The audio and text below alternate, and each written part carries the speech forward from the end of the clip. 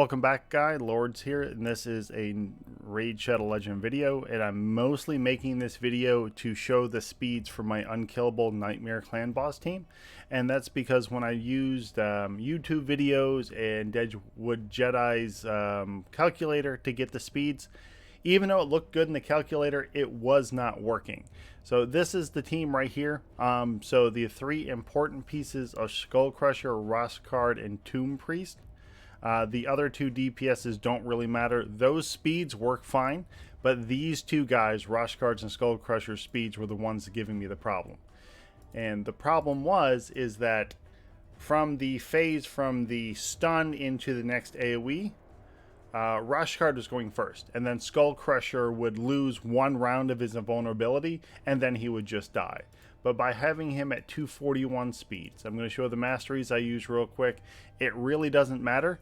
I originally had him with Lore of Steel, and I switched it over to defense. It still worked, but right now at 241 speed with two speed sets, and having my Skullcrusher over here at 175 speed, those were the speeds I was able to get it to work. At this point, Skullcrusher goes before Roshcard at the important step, and he doesn't lose his invulnerability. As you can tell by the gears, I'm just getting this together. I'm just throwing this up because I was able to get the speeds to work, and it took me hours to do so. So I just wanted to share this. And as you can see, Skullcrusher doesn't have anything. Just so everyone else can see the speeds, I've got Doompriest at 186. The other guys I have in there is Fayne. Fayne's at 177. And Frozen Banshee, wherever she's hiding, is at 176. And I just have Fayne 1 point higher so that she puts her defenses down in everything beforehand. So the most important thing is just Skullcrusher and Roshcard speeds, because that was giving me the most problem. I've also noticed from the setups and everything that a lot of people are doing a lot more work on the setup they need to. They're like, hey, you need to do this, you need to do that. The only important part is that Roshcard and Skullcrusher has their A2 and A3 respectively available at the time. So I don't even touch the owner vulnerability until it gets to the important part for Roshcard. So right now I'm just setting everything up. I'm waiting until right before Skullcrusher is going to get stunned to set this up. And that's when it actually becomes important.